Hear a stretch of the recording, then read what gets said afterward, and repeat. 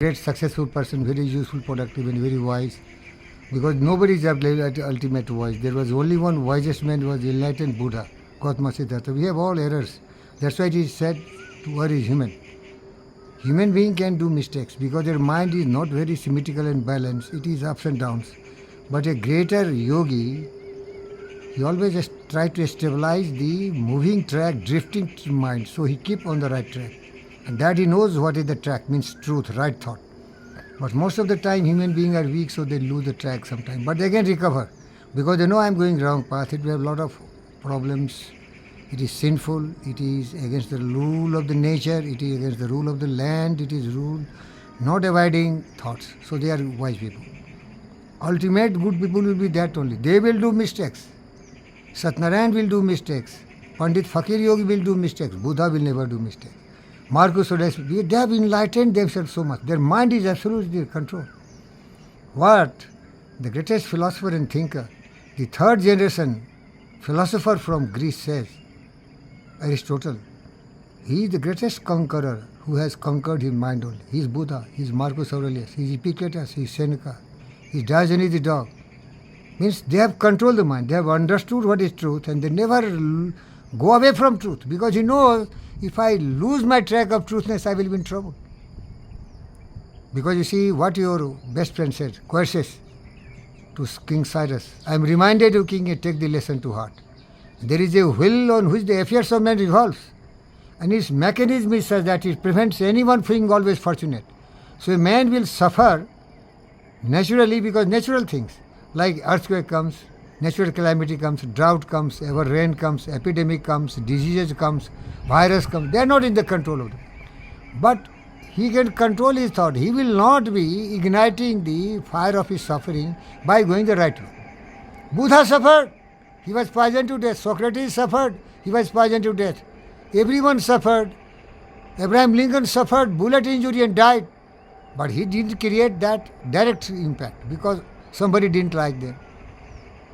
But they never did any mistake. They did good. Others misunderstood them and killed them. So our responsibility is follow the path of yama and niyama. Ups and downs, sorrow and suffering, grief and pain is the natural law. Nothing is permanent here. Everything is in turmoil. There is a lot of disturbance going in the universe. It is natural law. See, Himalaya, how Himalaya came?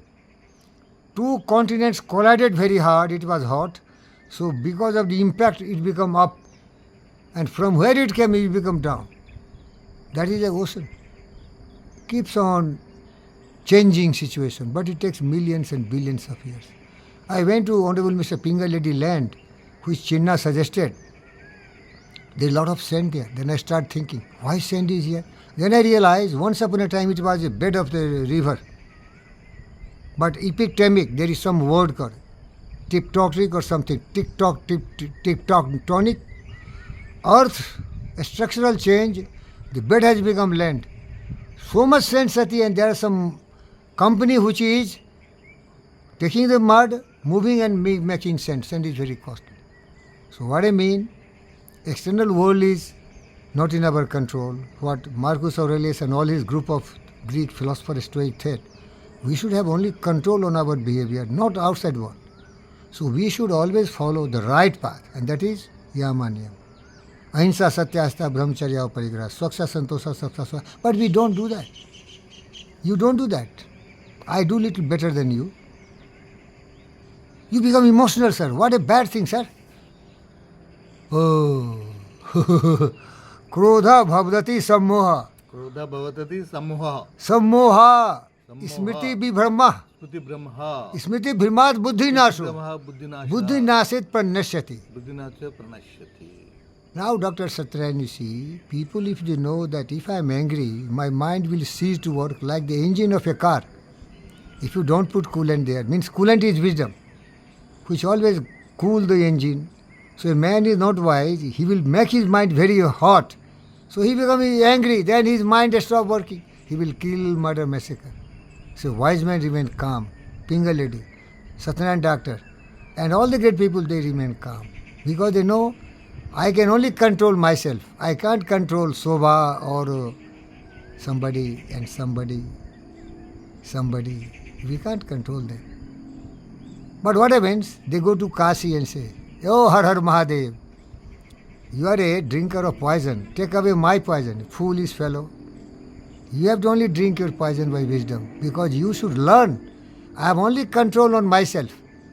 And Socrates said, Sati, Socrates said, you must marry. If you get a divinely blessed Saraswati and Durga Parvati type of wife, you become happiest person on earth, because women have that power.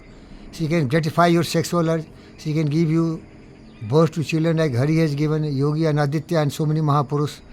But if you get a evil like Jaya Bhavi, she will also make you more balanced and control man. If you get a Binnu Bandhaja type of wife, then you have to also become little more balanced people. So they have also contribution. And that is affirmed and confirmed by what the philosophy of Andrew Carnegie. Every adversity brings with it seed of equivalent benefit. Speak out, sir.